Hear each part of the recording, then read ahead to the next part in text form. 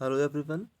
In this video, we are going to read the third chapter of Class 8 English NCERT, and the title of this story is Glimpses of the Past. Past मतलब बीता हुआ वक्त, अतीत, और glimpses मतलब झांकियाँ. तो story का जो हेडलाइन है उसका मतलब है अतीत की झलकियाँ, अतीत की झांकियाँ. बिफोर यू रीड, अब स्टोरी को पढ़ने के पहले यहाँ पर कुछ कहा जा रहा है कि here are some pictorial glimpses of the history of our country from 1757 to 1857. मतलब 100 वर्षों के टाइम स्पैन के बीच का इतिहास हमारे सामने पिक्चर्स के फॉर्म में दिया जा रहा है. These pictures are speech bubbles. ये जो पिक्चर्स हैं जो स्पीच बबल्स के फॉर्म में है वो क्लैरिफाई करेंगी आपको understanding of the conditions that led to the event known as the first war of independence in 1857. जिससे हमें क्लियर होगा कि फर्स्ट वॉर ऑफ इंडिपेंडेंस जो आज़ादी की पहली लड़ाई लड़ी गई थी 1857 में, उस वक्त का क्या माहौल था और क्या शर्तें थी उस वक्त. सबसे पहली तस्वीर है मार्टियर्स टाइटल के साथ. यहाँ पे एक फंक्शन हो रहा है दिल्ली में जिसमें लता मंगेशकर गा रही हैं oh my countrymen let your eyes fill with tears as you recall the sacrifices of India's martyrs. ये वही फेमस गाना है जो आज भी हर नेशनल ओकेजन पे बजता ही है.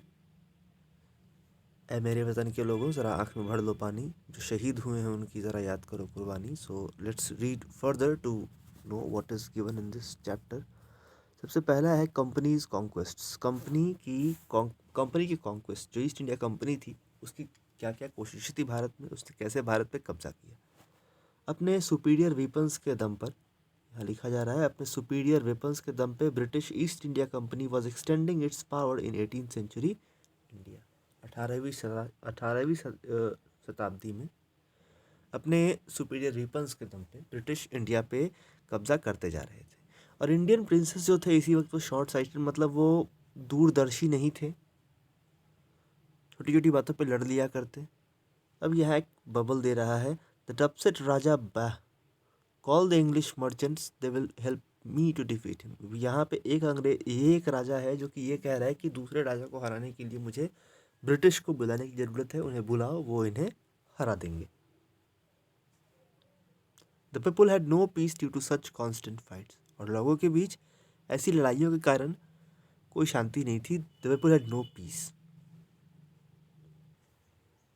The rivalries help the East India Company and it could easily subdue Indian princes one by one. यहाँ कहा जा रहा है कि इस राइवलरी, इस दुश्मनी के कारण, इस संघर्ष के कारण ईस्ट इंडिया कंपनी को हमेशा फ़ायदा होता रहा और इंडियन प्रिंसेस जो थे वो एक एक करके हरा दिए गए. A far-seeing ruler of the brave Tipu of Mysore fought till the British till he died fighting. अभी यहाँ बात हो रही है कि मैसूर के सुल्तान टीपू सुल्तान के बारे में, जो कि अपने आखिरी वक्त तक ब्रिटिश से लड़ते रहे और लड़ते लड़ते ही उनकी मौत भी हो गई.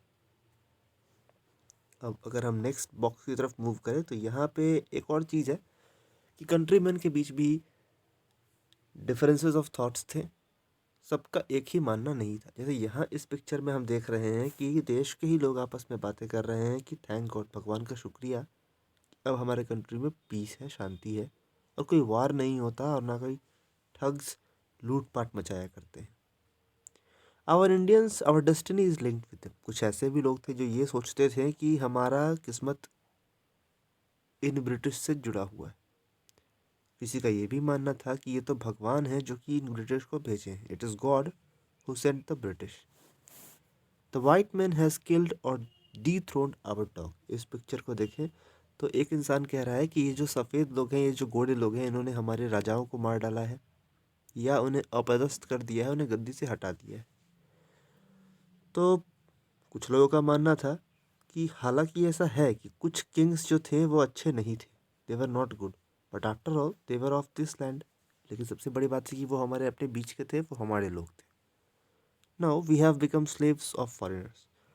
अब तो बात यह है कि हम फॉरेनर्स के गुलाम हैं, हम इन विदेशियों के गुलाम हो चुके हैं. स्लेव्स का मतलब गुलाम. तो लोगों का मानना था कि कुछ भी था, हमारे राजा महाराजा हमारे बीच के थे, वो हमारे अपने लोग थे.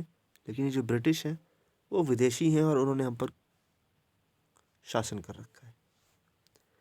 इसके बाद ब्रिटिश रूल की शुरुआत होती है 1765 से 1836 के बीच का टाइम स्पैन का यहाँ पर बातें की जा रही हैं। अब इस पिक्चर में हम देख सकते हैं कि religious teachers preached ideas like untouchability and child marriage. अभी इस वक्त की दिक्कत क्या थी कि जो धार्मिक लीडर्स थे उन्होंने गलत रास्ता ले लिया था, वो अनटचेबिलिटी और चाइल्ड मैरिज की बातें करने लगे। यहाँ इस पिक्चर में दिखाया जा रहा है कि anyone who loses who crosses the sea loses his religion. ऐसा माना जाता था कि जो भी अपना देश छोड़कर जा रहा है, अपना धर्म छोड़कर जा रहा है, वो अब जो अपना देश छोड़कर जा रहा है वो अपना धर्म छोड़कर जा रहा है।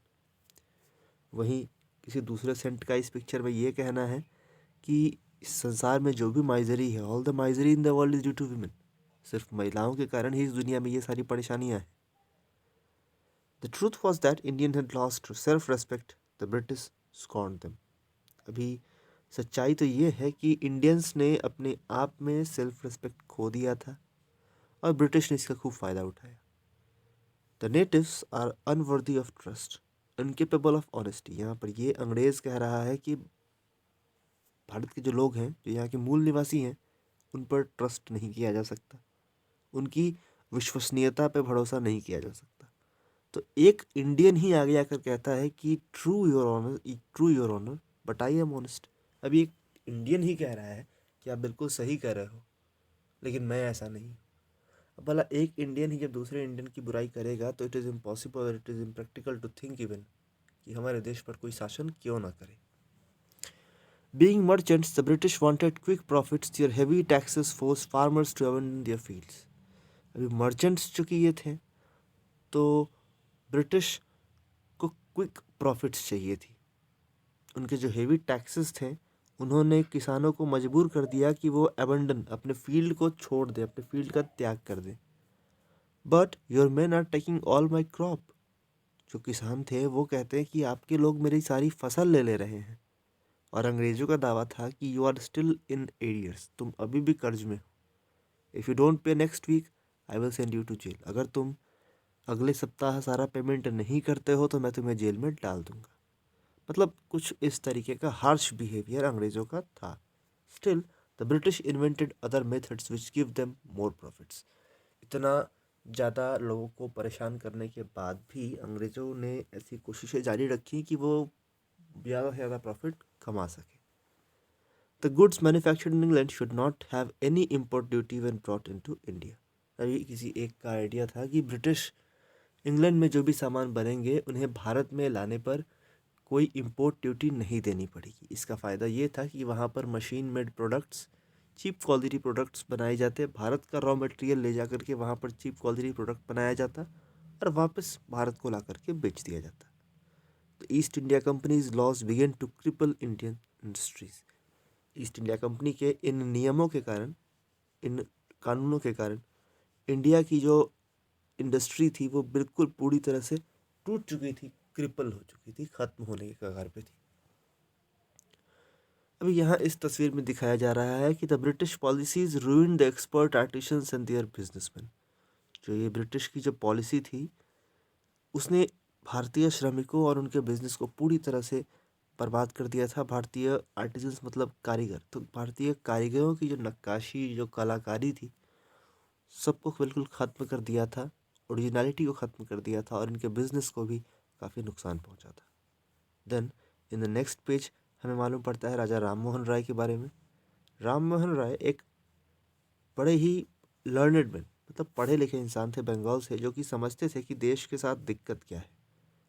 Let us not despise ourselves, our ancient culture is great। वो कहते हैं कि हमें अपने आप पे शक नहीं करना चाहिए, हमारा जो एंशियंट कल्चर है वो ग्रेट है, हम लोग महान चीज़ें अचीवमेंट करने के लायक हैं।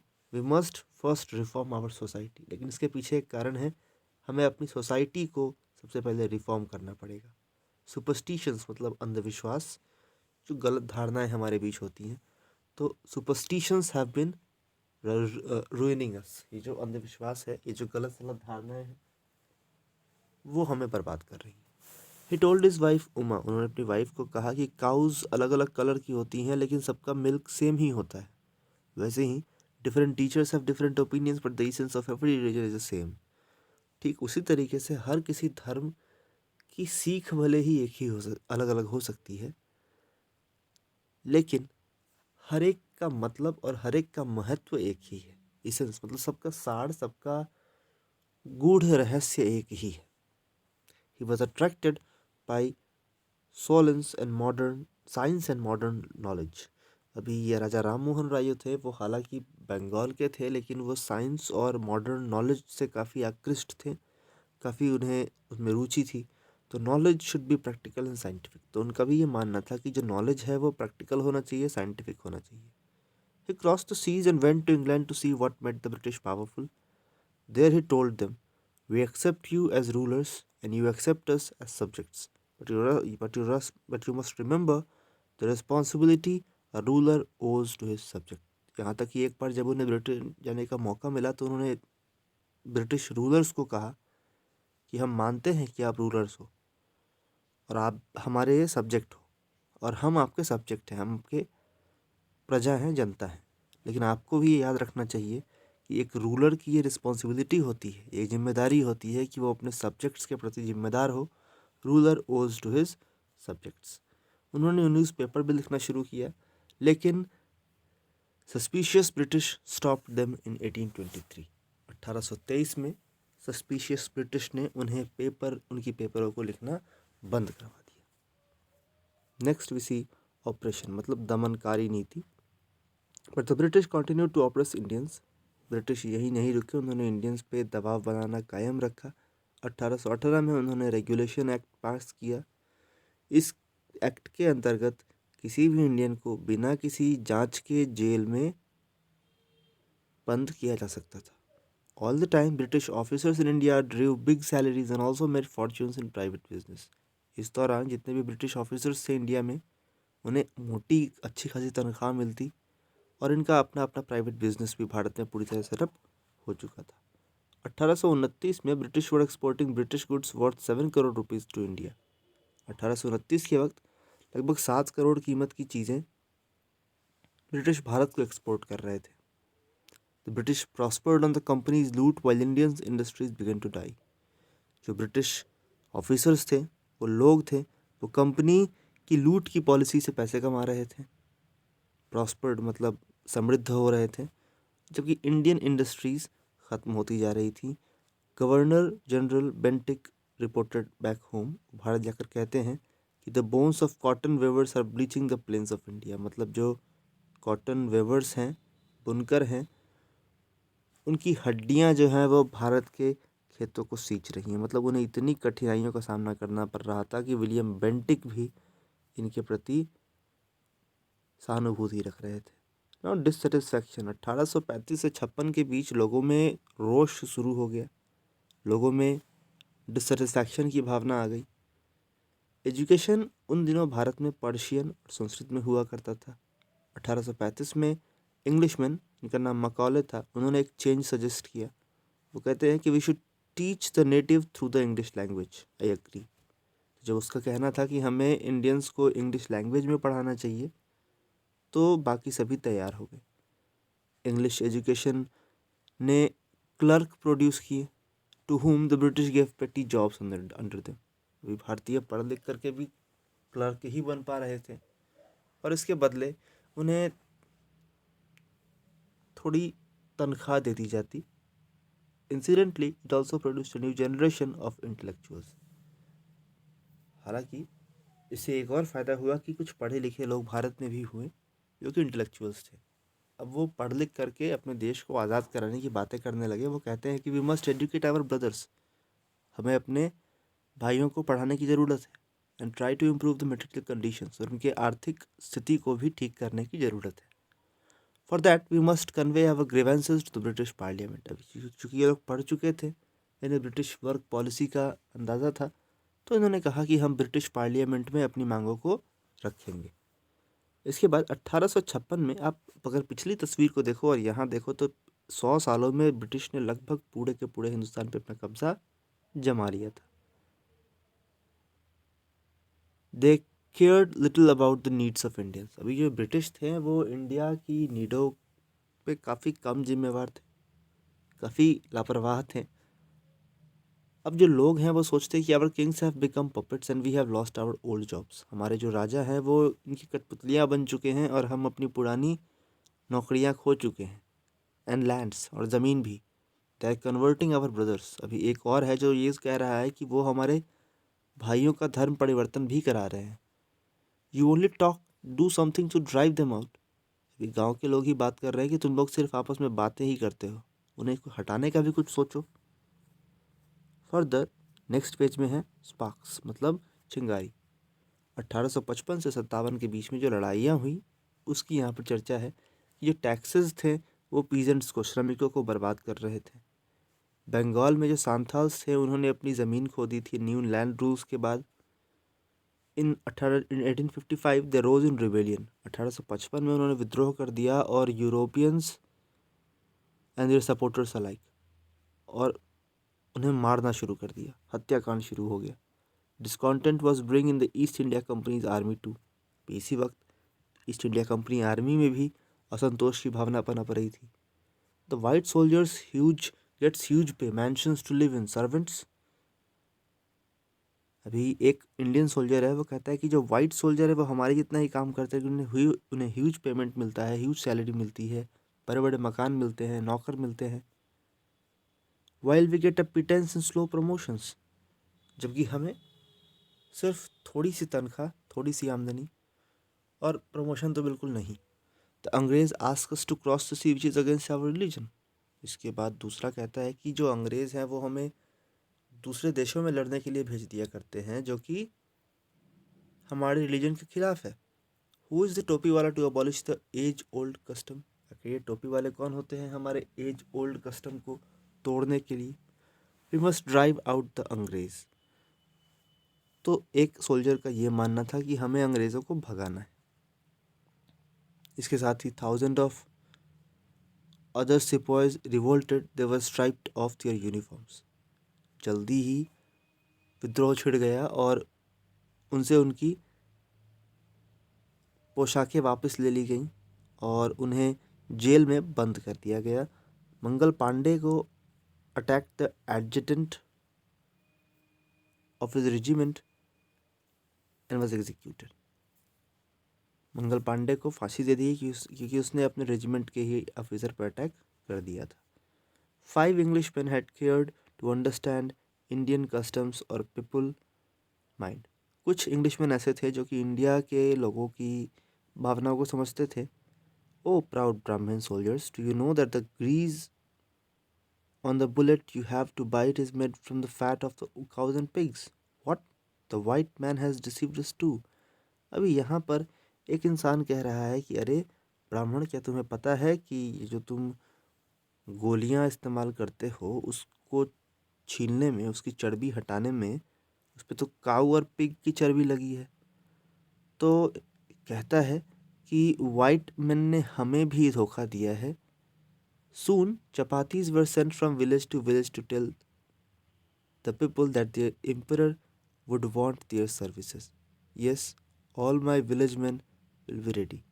मतलब तुरंत अब मैसेजेस भेजा जाने लगा राजाओं के द्वारा कि वो भी लड़ने को तैयार हैं, तो जनता को भी समर्थन करना चाहिए। Similarly, lotus flowers circulated among Indian soldiers. Death to the foreigners. और इंडियन सोल्जर्स को कमल का फूल भेजा जाने लगा, जिससे कि उनके मन में भी था कि अब इन फॉरेनर्स को हरा देना है। The masses give all help and shelter to the patriots. ये जो लोग थे उन्होंने, देशभक्त जो कि लड़ने के लिए क्रांतिकारी लड़ाइयाँ लड़ते, उन्होंने उनकी हर तरह से मदद करने की ठान ली थी। फर्दर रिवोल्ट, विद्रोह जब छिड़ गया, then there was a violent outbreak at Meerut. Meerut शहर में बड़ी ही भयानक लड़ाई हुई। The sepoys march to Delhi. जो सिपाही थे वो दिल्ली की तरफ मूव कर गए। Long live our emperor Bahadur Shah. और अपने राजा बहादुर शाह को गद्दी पे बैठाने के लिए लोग बिल्कुल तैयार हो गए। The rebellion spread wide. ये जो रिबेलियन था वो बढ़ता चला गया। कई लैंडलॉर्ड्स अपना लैंड खो चुके थे ब्रिटिश पॉलिसीज के कारण, and they were sure the white man's rule must end. अब उनका भी मानना था कि इस रूल का खात्मा होना जरूरी है। Yes, we will help you. तो ये जो लैंडलॉर्ड थे वो भी सहमत हो गए हेल्प के लिए।